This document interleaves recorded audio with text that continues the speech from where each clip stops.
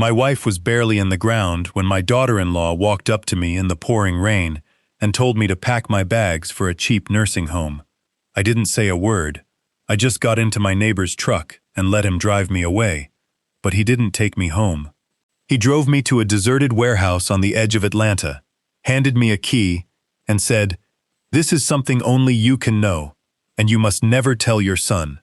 When I opened that door, I realized everything I thought I knew about my gentle wife was a lie.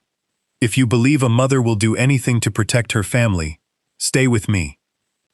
The rain felt like needles against my skin, but I barely noticed. I was 73, standing over the fresh grave of Yvonne, my wife of 45 years. The mourners had already fled to their warm cars, leaving me alone, until I heard the sharp click of expensive heels behind me. Savannah, my son Terrence's wife of 5 years. She didn't offer comfort. She offered an ultimatum. "You need to start packing tonight, Warren," she said, voice cold as the rain. "Terrence and I found you a budget-assisted living facility. The moving truck comes Monday. Don't make this difficult." She leaned closer, sneering. "This house is too big for a senile old mailman who can't remember where he left his slippers. We have plans for it." I said nothing. I let the rain wash over me. She thought I was a broken old man, a fragile retired postal worker, feeding pigeons in the park. That was the persona I'd worn for 25 years, because it kept my family safe. She had no idea that before I put on that blue uniform, I was a senior forensic auditor for the IRS, a man they called the Bloodhound, who spent his prime years dismantling money-laundering empires and destroying men who thought they were untouchable. I walked away from that life when Terrence got sick as a boy. I traded power for presence. I never regretted it. Savannah opened her mouth to scream another insult when a heavy hand landed on my shoulder. Victor, my neighbor of 30 years, a quiet old Marine. "Back off," he growled. "Before I forget my manners." She scoffed and stormed to Terrence's car. Victor guided me to his truck. But instead of driving home, he headed for the industrial edge of the city. 40 minutes of silence later, he pulled up to a dilapidated brick warehouse and handed me a brass key. "Yvonne came to me a month ago," he said, his voice heavy. "Right after the doctors told her the cancer had spread to her brain. She made me swear that if she didn't survive the winter, I'd bring you here the day we buried her." She said, "This is something only Warren can know. He must never tell Terrence, not until he understands what he's dealing with." My hands shook as I unlocked the door and flipped the light switch. What I saw stopped my breath. This wasn't a storage unit. It was a war room. The back wall was covered in corkboards, hundreds of documents connected by red string, bank statements, forged contracts, surveillance photos, all converging on a single photograph pinned dead center. Savannah. For 2 years, while cancer ate away at her body, my sweet Yvonne, a retired schoolteacher who baked pies and knitted blankets, had been secretly building a federal fraud case against her own daughter-in-law. On a small desk sat a voice recorder with my name written in her handwriting. I pressed play. Her voice was frail but sharp as a blade. "Warren, my love, if you're hearing this, I'm gone, and you're standing in my war room. Savannah is a monster. She's been forging Terrence's signature, transferring ownership of his medical patent to a shell company owned by her lover. She's been having an affair for 2 years. And she's planning to have you declared incompetent so she can steal our house and drain our savings. She thinks you're defenseless." A pause, then fierce. "Show her how wrong she is. Dig up the man you buried decades ago. Use what you do best. Destroy her." The recording ended. Something shifted in my soul. The Bloodhound was awake. I grabbed the recorder and key documents and had Victor drive me home. But when I walked through my own front door, I heard a violent crash from my private office. Savannah stood there in her funeral dress, a hammer in hand, smashing the lock off my door, hours after we buried my wife. I cleared my throat. She spun around, momentarily caught, then recovered into pure arrogance. "I'm looking for the property deed," she snapped.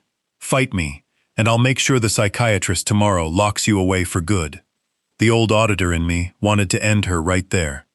Instead, I did what I'd done for 25 years. I put the mask back on. I let my shoulders slump, my hands tremble, My eyes go blank. I'm sorry, Savannah. I was looking for Yvonne. Is she making dinner? She laughed cruelly and stormed off, convinced grief had finally broken my mind. 10 minutes later, Terrence walked in, exhausted from the funeral, and Savannah launched into a flawless performance, screaming that I'd attacked her with a knife, sobbing in his arms. Terrence, blinded by grief, didn't ask questions. He shoved a power of attorney across the coffee table.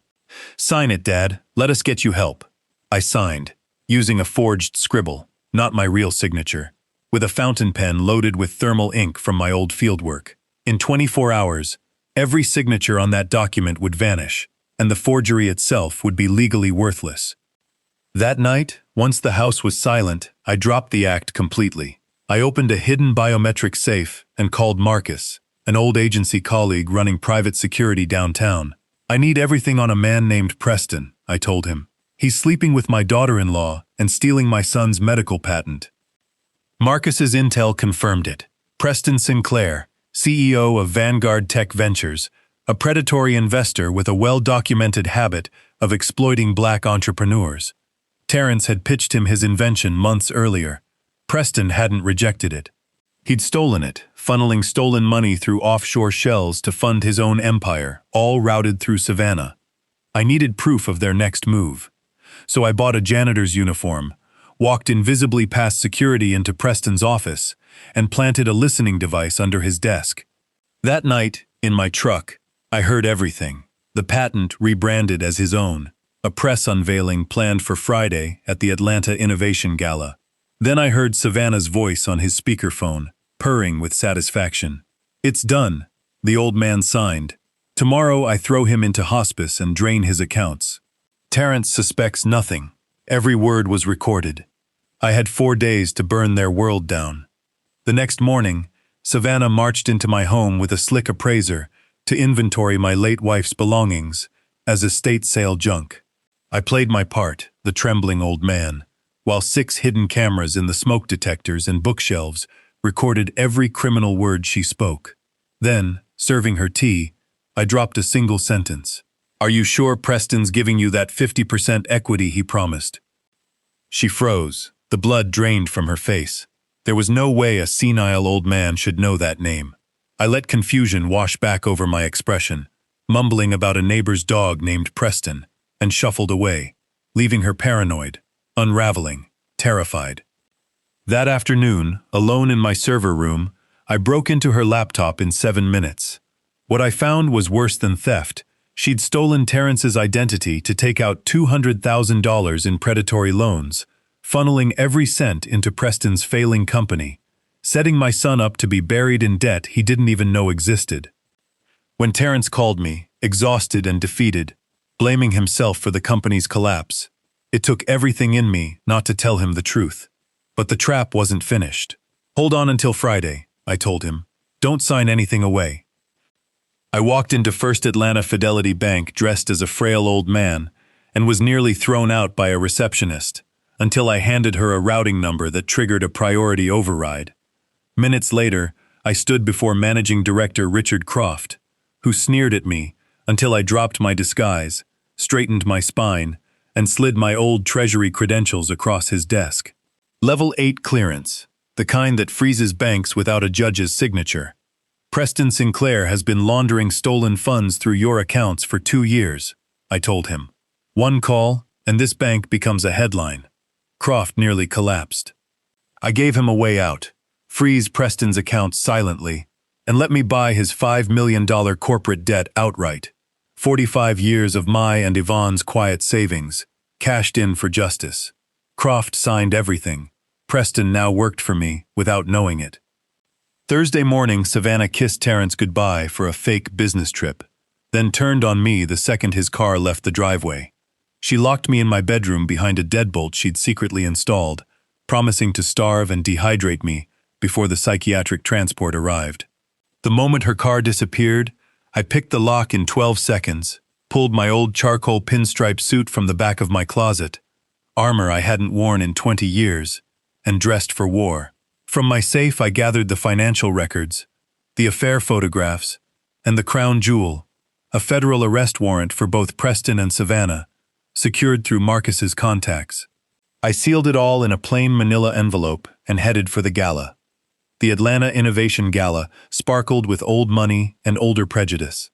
I walked past the velvet ropes in my tailored suit, drawing stares from a room that assumed I didn't belong. Savannah spotted me from the stage and went pale. I was supposed to be locked away, starving. She marched over, hissing threats, dragging me into a private corridor with Preston trailing behind, amused, condescending, calling me the pathetic father-in-law. The moment the doors shut, Savannah slapped me hard enough to draw blood. I didn't flinch. She demanded the deed to my house. I handed her the envelope instead. She tore it open expecting a deed. What she found was a federal asset seizure order, with her own name printed beside the words corporate espionage and massive financial fraud. Her face went white as death. The documents slipped from her hands. Preston, irritated, picked them up himself and found his own name attached to a money laundering investigation and proof that his $5 million debt now belonged to a private trust I controlled. His empire wasn't his anymore. It was mine. "Who are you?" he wheezed. "I'm Warren," I said, "husband of Yvonne, the woman who built this case while she was dying. And as of 3 o'clock this afternoon, I'm your sole creditor." Savannah collapsed against the wall, sobbing, reaching for Preston like a drowning woman reaching for a life raft. He shoved her away and struck her across the face, screaming that she'd ruined him. She hit the floor, hyperventilating, and finally passed out cold from the sheer weight of her own collapse. Minutes later, federal agents stormed the corridor. Preston was cuffed against the wall, and then Terrence walked in. Not the broken man from that morning, but someone standing tall, having just watched a video his mother had sent from beyond the grave. He looked down at the surveillance photos of his wife's affair scattered on the floor, and something in him closed forever. Savannah crawled to his feet, weeping, begging him to believe I'd forged everything. Terrence didn't touch her hair or offer comfort. He pulled divorce papers from his jacket and threw them onto her ruined dress. "You're erased from my life," he said, voice as cold as mine had ever been. Then Preston, cuffed and desperate, tried to save himself by offering to testify against her. The ultimate betrayal. Something in Savannah snapped completely. She launched herself at him, clawing his face bloody, and the fight spilled out of the corridor into the ballroom, in front of hundreds of the city's wealthiest elite, all recording on their phones. Agents pulled them apart and cuffed them both in the middle of the gala they'd come to conquer. Saturday morning, Savannah called me collect from a federal holding cell, begging for bail money, insisting she was family. I told her calmly that I'd used the very warehouse she planned to steal to finance the full recovery of Terrence's company, and that she had nothing left. No company, no husband, no family to save her. Then I hung up. An hour later, her parents showed up on my lawn, screaming threats and lawsuits, dripping with the same entitlement that raised their daughter. I calmly showed them the wire transfers, proving their boat and country club membership were paid for, with the money their daughter stole from my son. They left in silence, running back toward a life they were about to lose. Months later, in federal court, Preston was sentenced to 12 years for money laundering and fraud. Savannah received 10 years for identity theft, corporate espionage, and conspiracy to unlawfully institutionalize an elderly citizen. Neither looked back as they were led away. Terrence rebuilt everything from the ground up, launching his own state-of-the-art medical technology company, backed by the trust I'd created in his mother's name. I hung my suit back in the closet, put on my old cardigan, and went back to tending Yvonne's rose bushes. One evening, Terrence sat with me on the porch, crying, apologizing for ever doubting me. I told him the truth. His mother had protected us from beyond the grave, and there was nothing left to apologize for. I visited her grave not long after, laid a white rose against her headstone, and told her everything. That Terrence was safe, that the monsters who tried to destroy our family were behind bars, that I had done exactly what she asked. Society looks at an old black man in a worn cardigan and sees nothing worth noticing. That invisibility was the greatest weapon I ever had. They mistook my silence for surrender. They were wrong. True power doesn't scream. It waits. It watches. And when the moment comes, it doesn't need to raise its voice at all.